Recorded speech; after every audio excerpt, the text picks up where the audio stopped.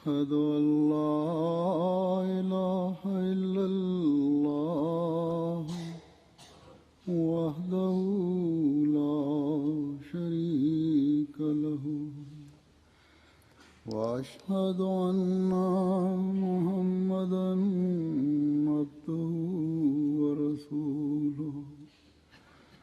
أما بعد فأعوذ بالله من الشيطان الرجيم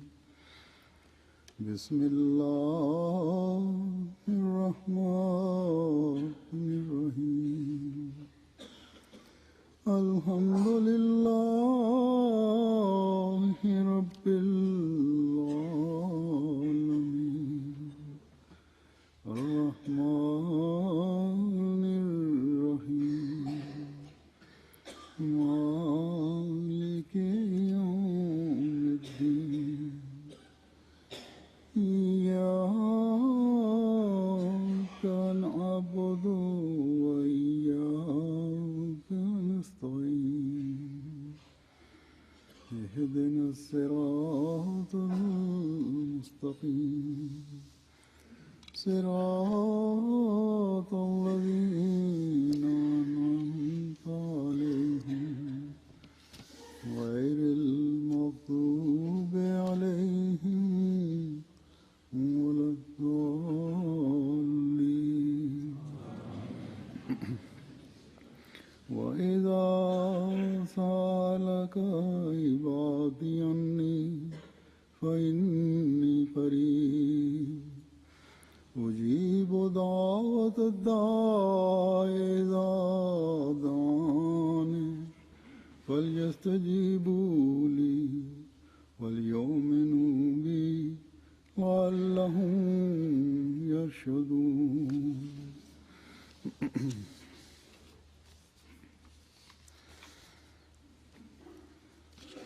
یہ آیت جو میں نے تلاوت کی ہے، اللہ تعالیٰ فرماتا ہے، اس کا ترجمہ یہ ہے کہ اور جب میرے بندے تجھ سے میرے متعلق سوال کریں تو یقیناً میں قریب ہوں،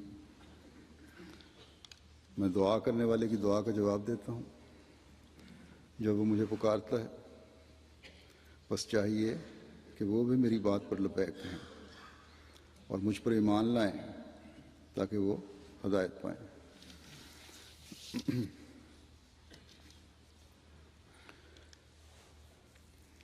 یہ آیت اللہ تعالیٰ کا ارشاد روزوں کے حکم اور ان کی تفصیلات کے ساتھ بیان کی گئی ہے، یعنی خدا تعالیٰ کا اب بننا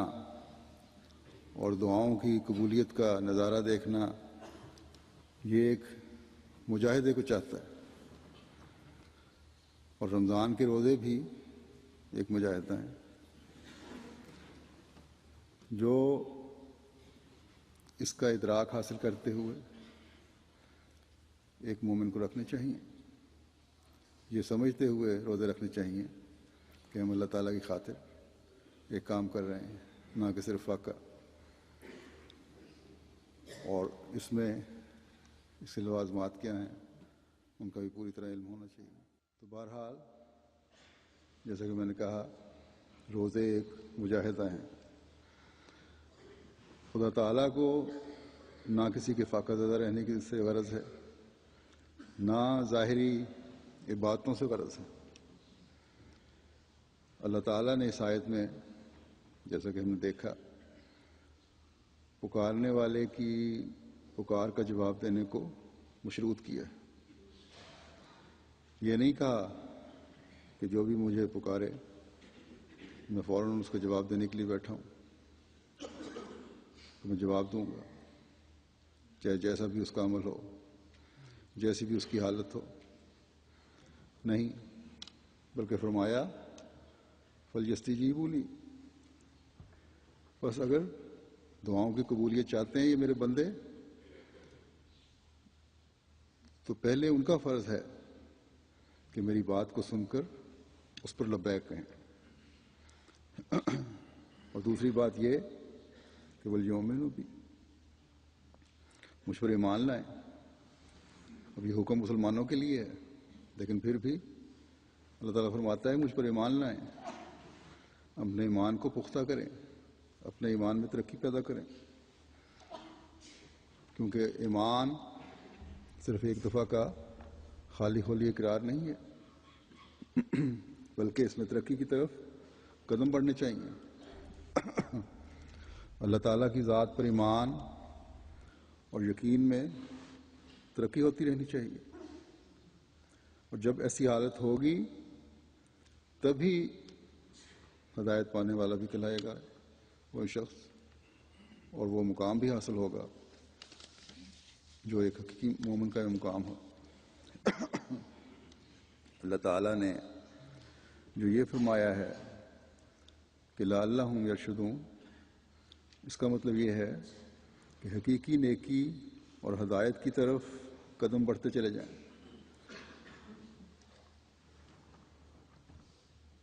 اور ہدایت میں کاملیت کی تلاش رہے. اللہ تعالیٰ کی باتیں جن پر لبیک کہنا ہے اور جس سے خدا تعالیٰ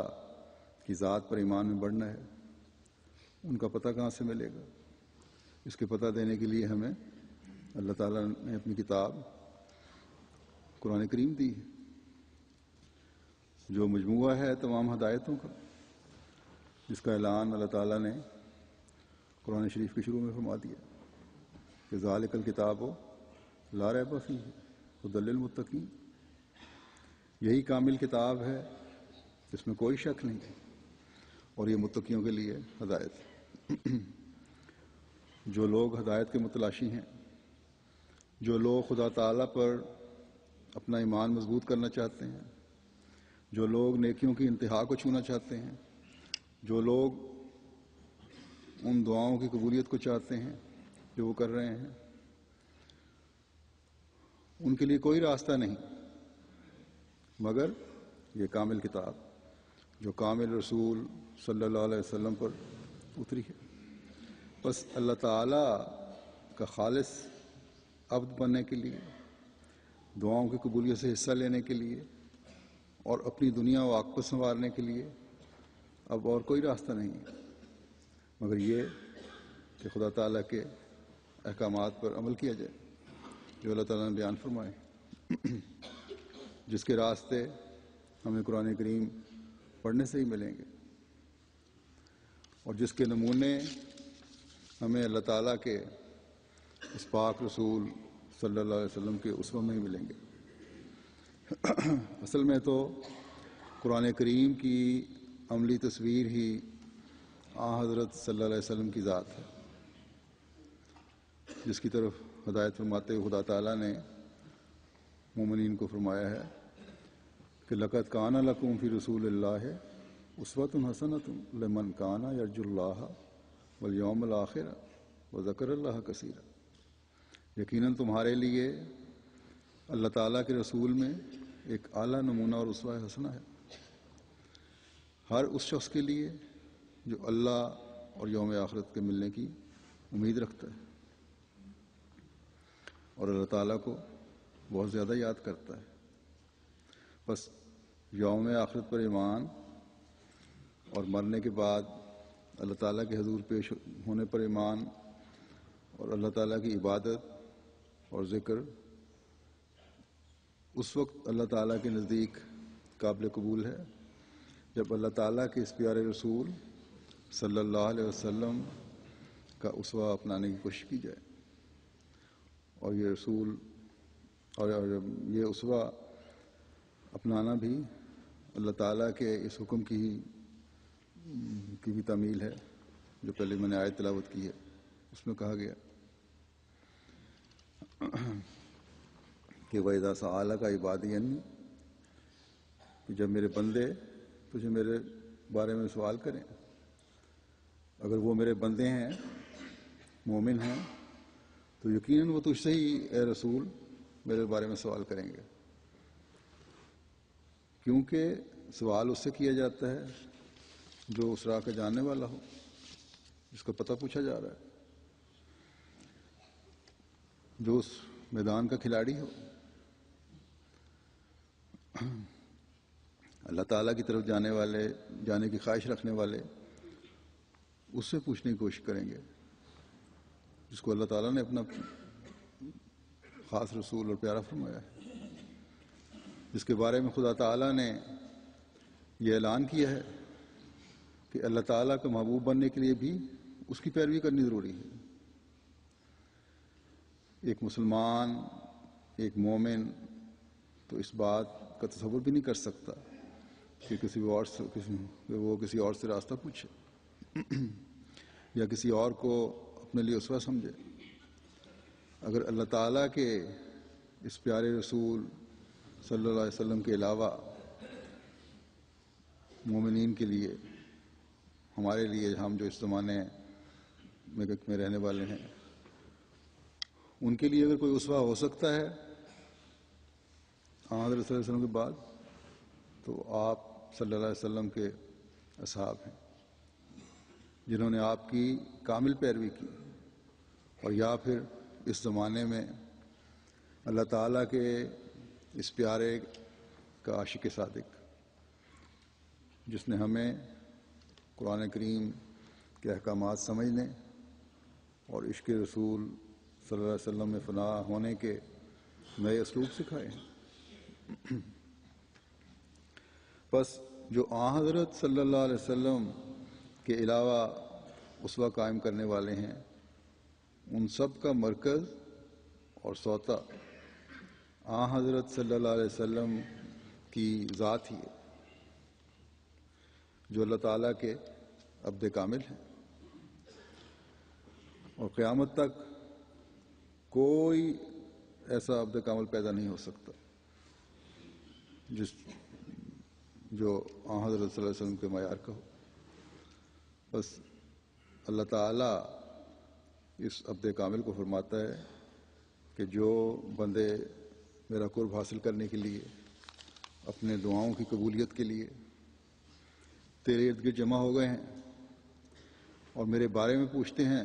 کہ میں کہاں ہوں، تو انہیں بتا دے کہ انی قریب، کہ میں قریب ہوں، لیکن اس قرب کو پانے کے لیے بھی معرفت کی نظر چاہیے، نظر میں وہ تیزی چاہیے جس سے میں نظر آؤں، اور یہ معرفت اور نظر کی تیزی حاصل کرنے کے لیے بھی میرے پیارے کے اسوے کی طرف دیکھو، کیونکہ وہی ہے جو کامل طور پر میری تعلیم پر عمل کرنے والا ہے۔ جنہوں نے اس رسول صلی اللہ علیہ وسلم کے اسوے کو دیکھ کر اس پر عمل کیا، جنہوں نے سچا عشق رسول دکھایا، وہ باخدا بن کر حقیقی عبد بن گئے۔ انہوں نے اللہ تعالیٰ کے قرب کے نظارے دیکھے، انہوں نے اجیب و دعوت داعِ اذا دعان کا مزہ چکھا، انہوں نے اپنی دعاؤں کے جواب سنے، اللہ تعالیٰ کی تائید اور نصرت کے نظارے دیکھے۔ آج بھی سوال کرنے والوں کے لیے وہی جواب ہے جو آج سے 1400 سال پہلے تھا۔ آج بھی محمد رسول اللہ صلی اللہ علیہ وسلم کا خدا اسی طرح زندہ ہے جس طرح ہمیشہ سے زندہ تھا اور ہمیشہ رہے گا۔ بس اگر ضرورت ہے تو ان احکامات کو سمجھنے کی ضرورت ہے، اگر ضرورت ہے تو اس کے رسول کے اسوے اور تعلیم پر عمل کرنے کی ضرورت ہے۔ بس اس اسوے کو ہمیں وقتاً فوقتاً جگالی کرتے رہنا چاہیے، دیکھتے رہنا چاہیے، تاکہ ہمارے نیکیوں کے معیار بڑھیں، تاکہ ہم اپنی خامیوں پر نظر رکھ سکیں، تاکہ ہمارا خدا تعالیٰ پر ایمان پختہ ہو، تاکہ ہم دعاؤں کے فلسفے کو سمجھ سکیں۔ حضرت صلی اللہ علیہ وسلم نے جہاں اپنے عمل اور اسوے سے ہماری تربیت اور رہنمائی فرمائی ہے، وہاں مومنین کو نصائح بھی فرمائی ہیں۔ رمضان تو اللہ تعالیٰ کا قرب پانے، عبادات کے بجائے لانے فسق و فجور سے بچنے اور حقوق العباد ادا کرنے کی طرف پہلے سے بڑھ کر توجہ دینے کا مہینہ ہے ہی، اور دعاؤں کی قبولیت کا مہینہ تو یہ ہے ہی۔ اس میں تو حضرت صلی اللہ علیہ وسلم کا عمل کئی 100 گنا بڑھ جایا کرتا تھا۔ مثلاً صدقہ خیرات کے ادا کرنے میں آپ بے انتہا سخی تھے، عام حالات میں بھی تھے جس کا کوئی عام انسان مقابلہ نہیں کر سکتا، لیکن احادیث میں آتا ہے کہ رمضان میں آپ کی سخاوت تیز ہوا سے بھی بڑھ جاتی تھی۔ اسی طرح عبادات اور اللہ تعالیٰ کے دوسرے احکامات پر عمل کا حال ہے۔ یہ جو میں نے کہا، اور اکثر کہا جاتا ہے کہ آپ کے عمل تک عام انسان نہیں پہنچ سکتا، لیکن پھر بھی اللہ تعالیٰ کا حکم ہے اس کا کہ آپ کی پیروی کرو۔ اس سے قطعاً یہ مطلب نہیں ہو سکتا کہ جب اس مقام تک نہیں پہنچنا تو عمل کرنے کی کیا ضرورت ہے، پھر اس وقت کیسا؟ اللہ تعالیٰ نے ہر انسان کی استعدادیں رکھی ہیں، یہ مضمون بھی بس مسیح علیہ الصلوۃ والسلام نے بڑا کھول کر بیان فرمایا ہے۔ جس کی جس قدر استعداد ہے اس کو استعمال میں لانے کا حکم ہے، اور اللہ تعالیٰ جو ہر ایک کی طاقت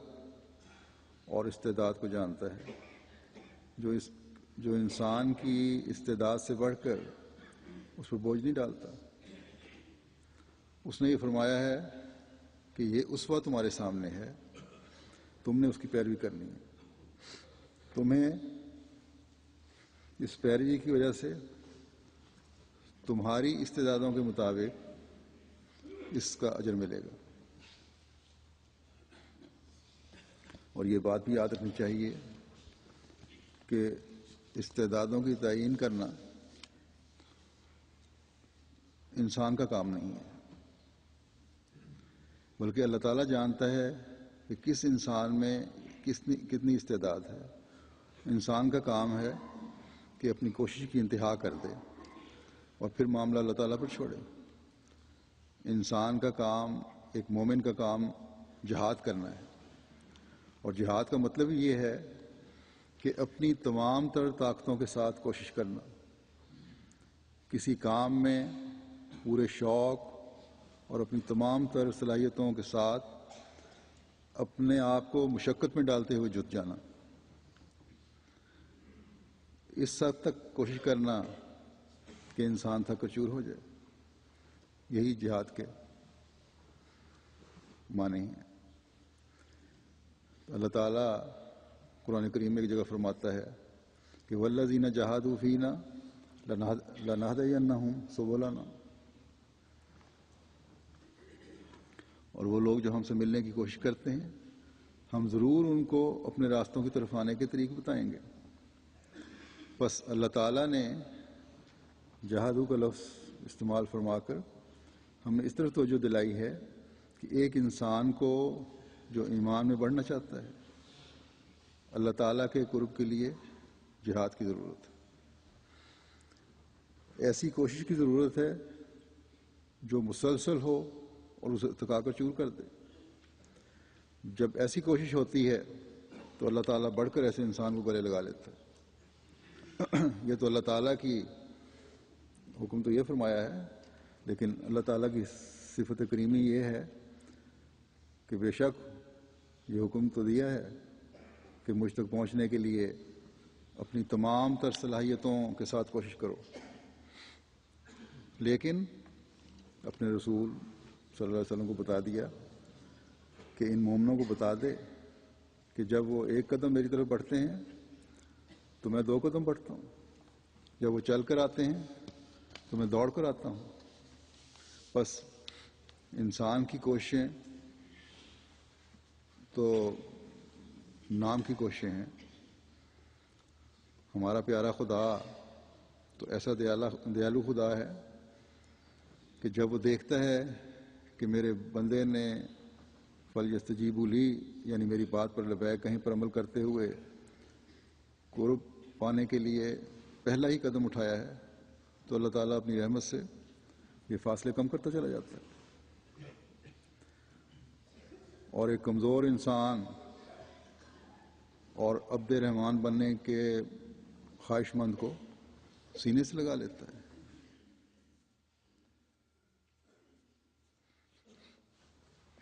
حضرت صلی اللہ علیہ وسلم نے فرمایا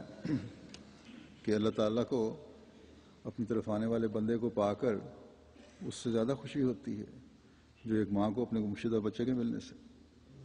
بس یہ تو اللہ تعالیٰ کی رحمانیت کے جلوے ہیں، ورنہ ایک عاجز انسان کی کیا کوشش ہوتی ہے۔ اللہ تعالیٰ کی رحمانیت ہی ہے جو اسے اپنے قریب لے آتی ہے۔ بہرحال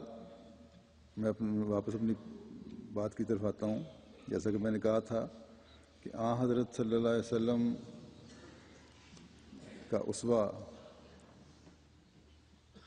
جو خدا تعالیٰ کے احکامات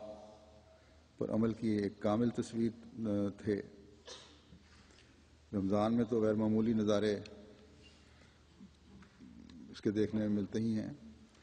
لیکن عام حالات میں بھی آپ کی باتوں،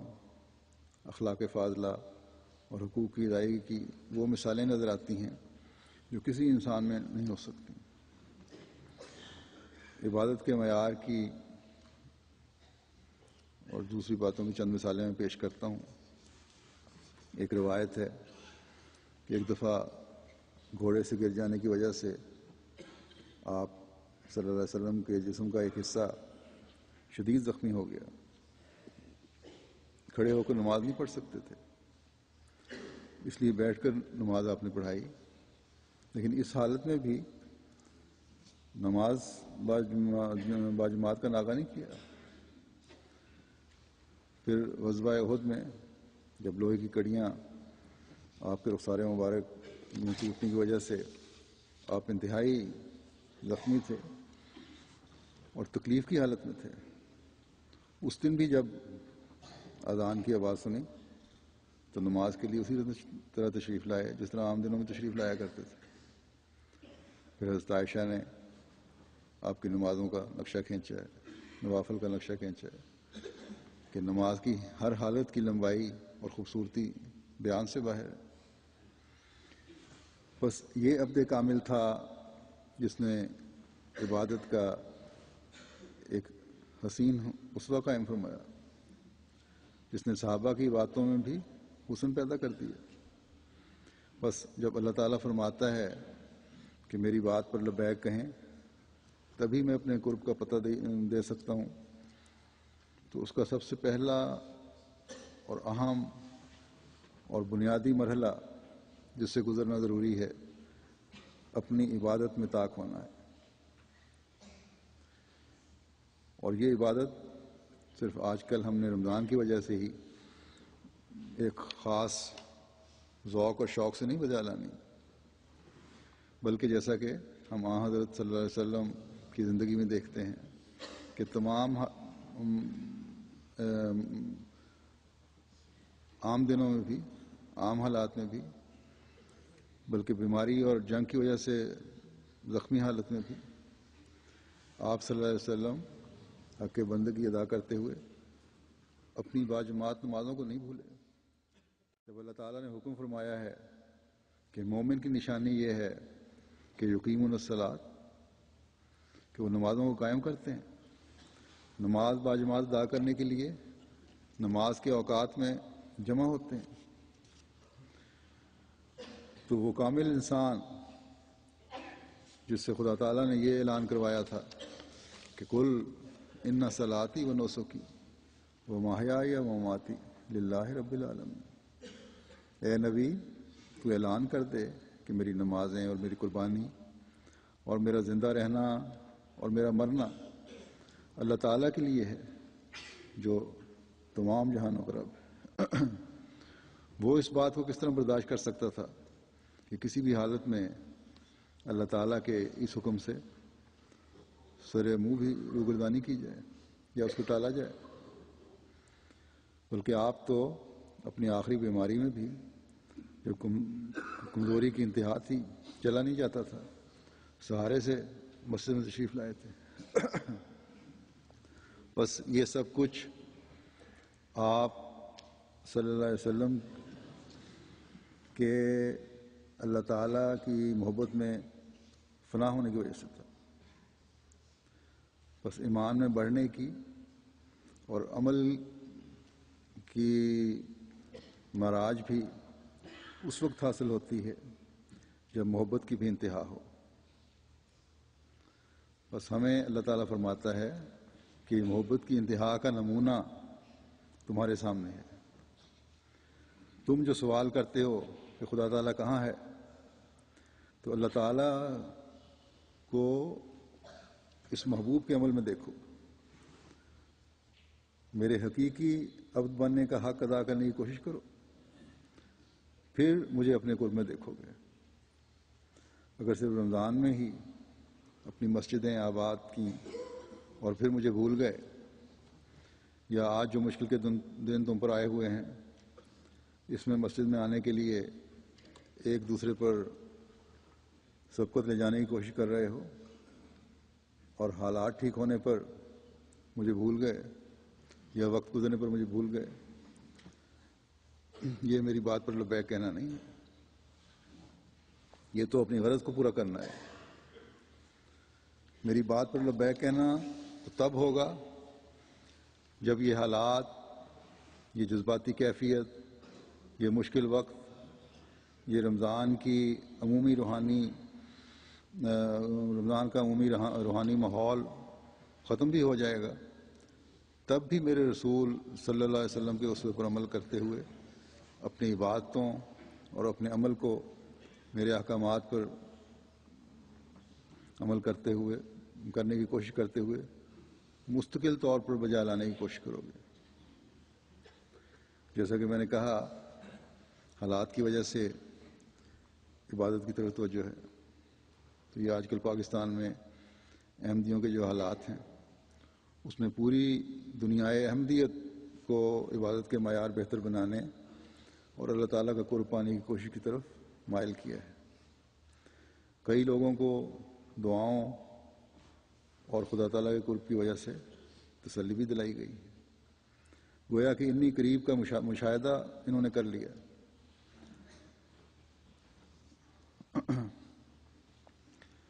پاکستان میں احمدیوں پر سخت حالات اور اس کے بعد 2 جلسوں نے اس کیفیت کو ابھی تک جاری رکھا ہوا ہے، اور اب رمضان آ گیا ہے، پھر ایک دعاؤں کی قبولیت کا، اللہ تعالیٰ کا قرب پانے کا مہینہ ہے۔ اس میں جہاں یہ کوشش اپنی انتہا تک پہنچانے کی کوشش کرنی چاہیے، وہاں یہ بھی دعا کرنی چاہیے کہ یہ حالت ہم میں اب ہمیشہ کے لیے قائم ہو جائے۔ رمضان ختم ہونے اور وقت گزرنے کے ساتھ آہستہ آہستہ کہیں ہم اپنی کمزوری کی حالت میں نہ چلے جائیں۔ احمدیوں کو یہ احساس بھی ہے کہ جلسوں نے جو کیفیت جاری رکھی ہے، اب رمضان آنے سے اس میں مزید جلا پیدا ہوگی، اور اس کے لیے دعا کے لیے لکھتے بھی ہیں۔ لیکن یہ کوشش بھی کرنی چاہیے کہ یہ عارضی تبدیلی نہ ہو، بلکہ مستقل نوعیت کی تبدیلی ہو، اور ہم اللہ تعالیٰ کا حقیقی عبد بنتے ہوئے اپنی عبادتوں کے معیار اونچے سے اونچے کرتے چلے جائیں۔ ہمیں کوشش کرنی چاہیے کہ اپنی دعاؤں، عبادتوں اور نیک اعمال سے اللہ تعالیٰ کا وہ قرب حاصل کریں جس کا تسلسل کبھی ختم نہ ہو۔ ہماری عبادتوں کے معیار اونچے ہوتے چلے جائیں، ہمارے تقویٰ کے معیار اونچے ہوتے چلے جائیں۔ اس کے حصول کے لیے حضرت مسیح موعود علیہ السلام نے ایک جگہ جو طریق بتایا ہے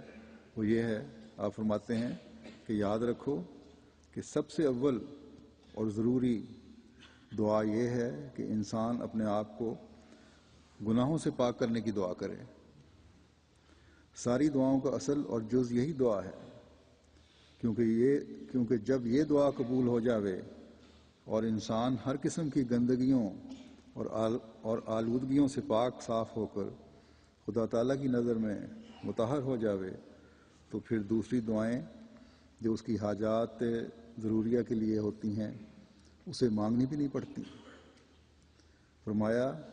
کہ بڑی مشقت اور محنت طلب یہی دعا ہے کہ وہ گناہوں سے پاک ہو جائے۔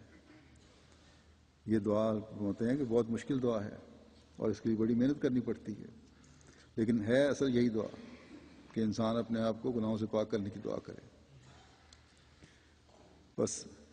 یہ دعا ہے جو اصل ہے۔ جب انسان اپنے آپ کو ہر قسم کے گناہوں سے پاک کرنے کی کوشش کرتا ہے،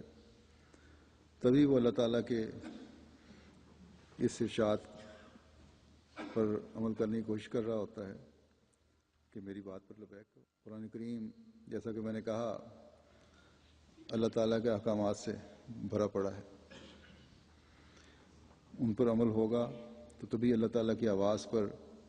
لبیک کہنے والے ہم بن سکیں گے، تبھی ہم اپنے آپ کو گناہوں سے پاک کرنے کی کوشش کرنے والے بنیں گے۔ اللہ تعالیٰ کے تو جیسا کہ میں نے کہا بے شمار احکامات ہیں قرآن کریم میں، تمام کا بیان تو ایک مجلس میں ہو نہیں سکتا۔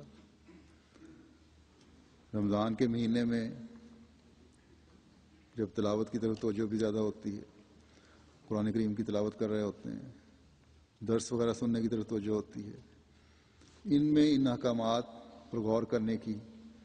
ہر مومن کو کوشش کرنی چاہیے۔ لیکن بہرحال جیسا کہ میں نے کہا تھا کہ اس وقت میں حضرت صلی اللہ علیہ وسلم کے اسوہ میں سے چند باتوں کا ذکر کروں گا۔ آپ کی عبادت کے بارے میں تو ایک ہلکی سی جھلک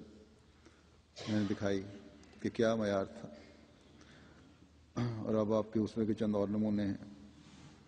اللہ تعالیٰ قرآن کریم میں فرماتا ہے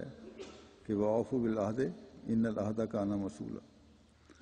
اور اپنے عہد پورے کرو، یقیناً عہد کے بارے میں جواب طلبی ہوگی۔ اب اس کی کس حد تک آپ صلی اللہ علیہ وسلم پابندی فرماتے تھے؟ ایک روایت میں حذیفہ بن یمان بیان کرتے ہیں کہ میرے بدر کی جنگ میں شامل ہونے میں یہ روک ہوئی کہ میں اور میرا ساتھی ابو سہل گھر سے نکلے، راستے میں کفار قریش نے ہمیں پکڑ لیا اور پوچھا تم محمد کے پاس جا رہے ہو؟ ہم نے کہا ہم مدینہ جا رہے ہیں۔ انہوں نے ہم سے عہد لیا کہ ہم رسول اللہ صلی اللہ علیہ وسلم کے ساتھ لڑائی میں شامل نہیں ہوں گے۔ ہم جب رسول اللہ صلی اللہ علیہ وسلم کی خدمت میں حاضر ہوئے تو یہ سارا واقعہ بیان کیا۔ آپ صلی اللہ علیہ وسلم نے فرمایا جاؤ اور اپنا عہد پورا کرو۔ ہمیں دشمن کے مقابل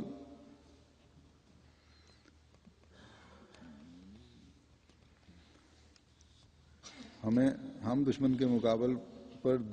دعا سے مدد چاہیں گے۔ فرمایا کہ تم جاؤ اپنا عہد پورا کرو، وہ ضرورت تو ہے ہمیں، لیکن ہم اب دشمن کے مقابل پر دعا سے مدد چاہیں گے۔ بس یہ ہے وہ اعلیٰ معیار اللہ تعالیٰ کے حکم پر عمل کا۔ بدر کی جنگ میں جب ایک ایک فرد کی مدد کی ضرورت تھی، کفار کے لاؤ لشکر کا لاؤ لشکر جو ہر طرح سے لیس تھا،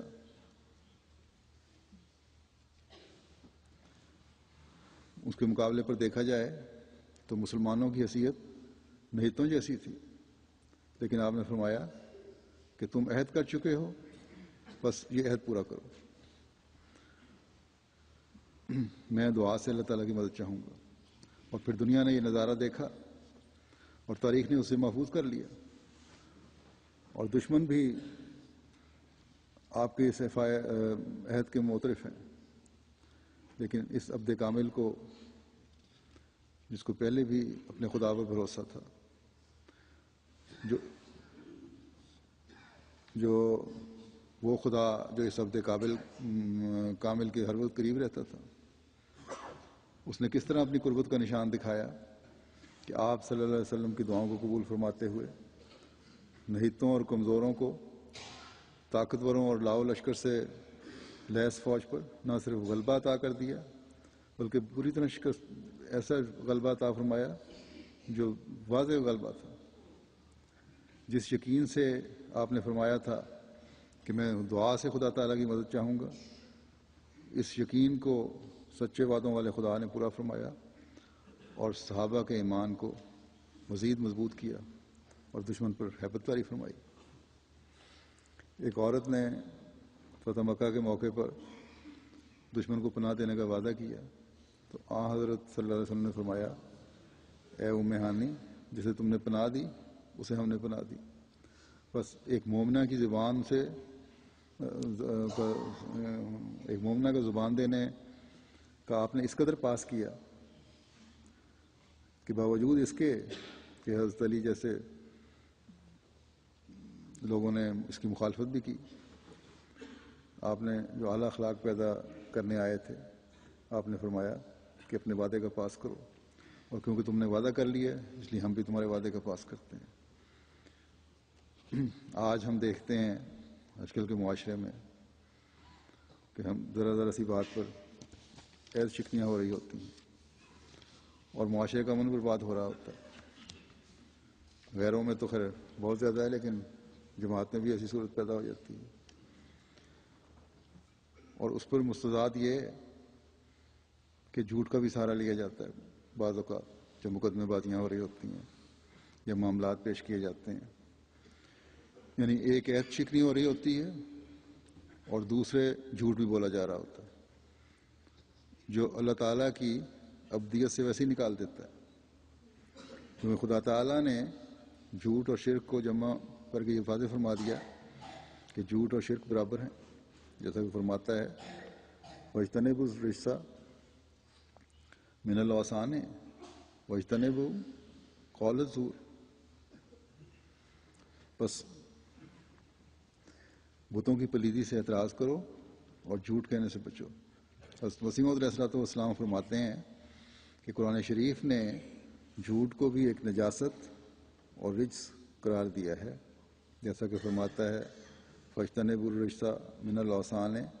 وَاجْتَنِبُوا قَوْلَ الزُّورِ۔ دیکھو، فرمایا دیکھو یہاں جھوٹ کو بت کے مقابل رکھا ہے، اور حقیقت میں جھوٹ بھی ایک بت ہی ہے، ورنہ کیوں سچائی کو چھوڑ کر دوسری طرف جاتا ہے؟ جیسے بت کے نیچے کوئی حقیقت نہیں ہوتی، اسی طرح جھوٹ کے نیچے بجز ملمہ سازی کے اور کچھ بھی نہیں ہوتا۔ جھوٹ بولنے والوں کا اعتبار یہاں تک کم ہو جاتا ہے کہ اگر وہ سچ کہیں تب بھی یہی خیال ہوتا ہے کہ اس میں بھی کچھ جھوٹ کی ملاوٹ نہ ہو۔ بس جب انسان اپنے معاملات میں جھوٹ شامل کر لیتا ہے تو پھر خدا تعالیٰ ایسے شخص کو شرک کرنے والے کے برابر ٹھہراتا ہے، اور شرک کرنے والا تو خدا تعالیٰ کی ابدیت کا دعویٰ کر ہی نہیں سکتا۔ بس یہ بڑے خوف کا مقام ہے۔ بعض لوگ سمجھتے ہیں کہ چھوٹی موٹی غلط بیانی جو ہے وہ جھوٹ نہیں ہوتا، یہ جھوٹ کے زمرے میں نہیں آتا، حالانکہ یہ بھی جھوٹ ہے۔ حضرت صلی اللہ علیہ وسلم نے تو یہاں تک فرمایا ہے کہ کسی شخص کے جھوٹا ہونے کے لیے یہی کافی ہے کہ وہ ہر سنی سنائی بات دوسروں کو بتاتا پھرے۔ بس اللہ تعالیٰ کا تو قرب پانے کے لیے یہ باریکیاں ہیں جن کو اختیار کرنے کا حکم ہے، یہ باتیں ہیں جن پر اللہ تعالیٰ ہم سے لبیک کہلوانا چاہتا ہے، اور یہی چیز ہے جو ایمانوں میں مضبوطی پیدا کرتی ہے اور اللہ تعالیٰ کا عبد بناتی ہے۔ روزے کے حوالے سے بھی حضرت صلی اللہ علیہ وسلم نے خاص طور پر توجہ دلائی ہے۔ حضرت ابو ہریرہ رضی اللہ تعالیٰ عنہ سے روایت ہے کہ حضرت صلی اللہ علیہ وسلم نے فرمایا کہ جو شخص جھوٹ بولنا اور اس پر عمل کرنا نہیں چھوڑتا، اللہ تعالیٰ کو اس چیز کی قطعاً ضرورت نہیں کہ وہ اپنا کھانا پینا چھوڑ دے۔ پھر ایک روایت ہے کہ روزہ ڈھال ہے جب تک کہ وہ اس ڈھال کو جھوٹ اور غیبت کے ذریعے نہیں پھاڑتا۔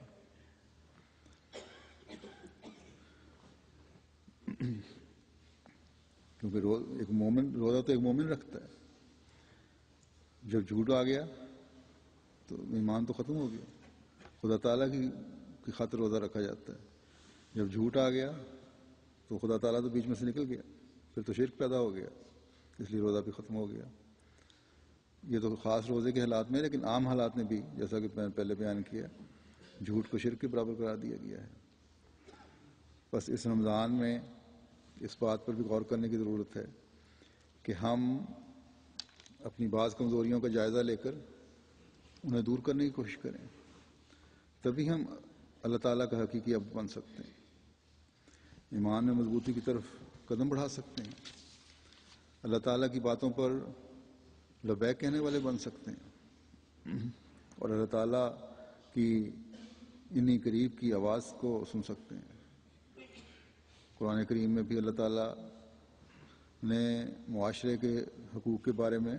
بڑی تفصیل سے بتایا ہے، اور آن حضرت صلی اللہ علیہ وسلم کی زندگی میں بھی ہمیں اس کی بہت تفصیل نظر آتی ہے، اس کی باریکیاں نظر آتی ہیں۔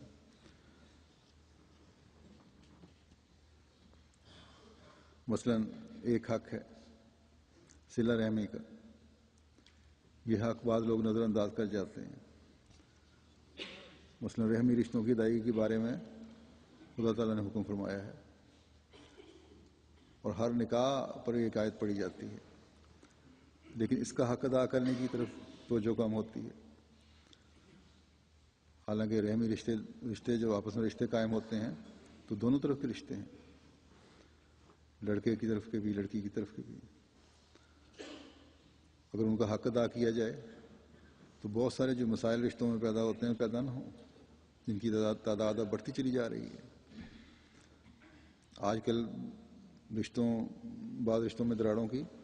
یہی بہت بڑی وجہ ہے۔ حضرت صلی اللہ علیہ وسلم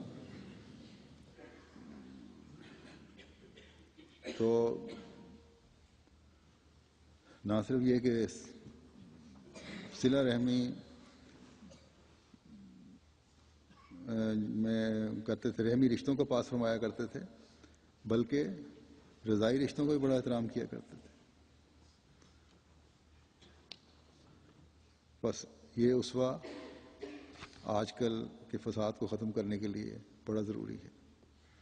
گھروں کے ٹوٹنے میں یہ آج کل بہت بڑی وجہ بنی ہوئی ہے۔ میں نے اکثر دیکھا ہے کہ ایک دوسرے کے رشتوں کی قدر نہ کرنا بھی خاوند بیوی کے تعلقات میں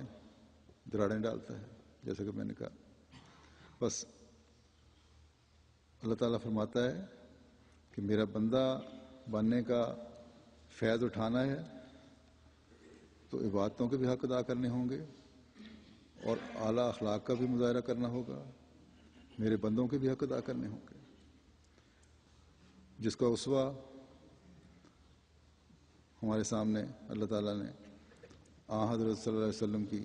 ذات میں قائم فرمایا، جس کی نصائح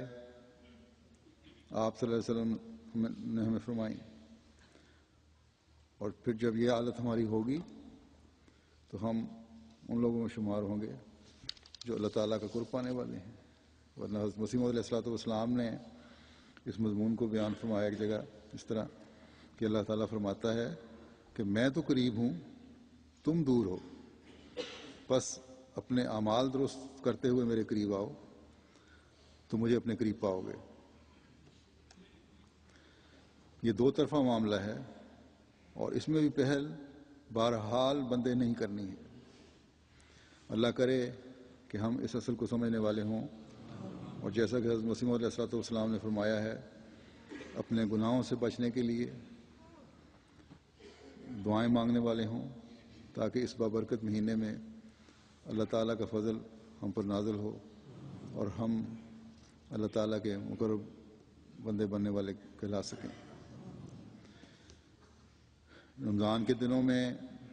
ایک یہ بھی دعا کریں، لوگ جماعت کر ہی رہی ہے، ویسے پہلے بھی یاد دہانی کرواتا ہوں کہ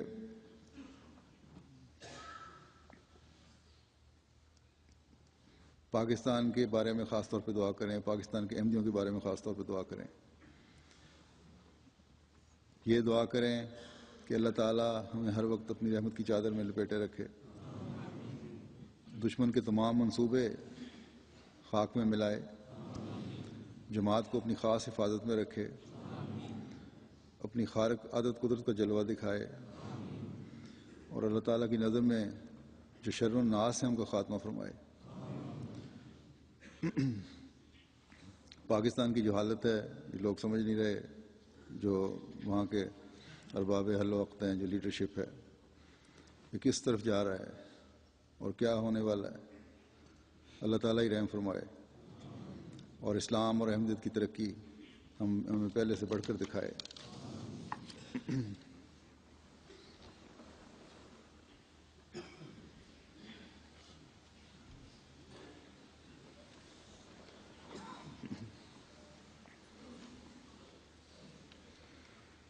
الحمد لله نحمده ونستعينه ونستغفره ونؤمن به ونتوكل عليه ونعوذ بالله من شرور أنفسنا ومن سيئات أعمالنا من يهده الله فلا مضل له ومن يضلل فلا هادي له ونشهد أن لا إله إلا الله ونشهد أن محمدا عبده ورسوله عباد الله رحمكم الله إن الله يأمر بالعدل والإحسان وإيتاء ذي القربى وينهى عن الفحشاء والمنكر والبغي يعظكم لعلكم تذكرون اذكروا الله يذكركم وادعوه يستجب لكم ولذكر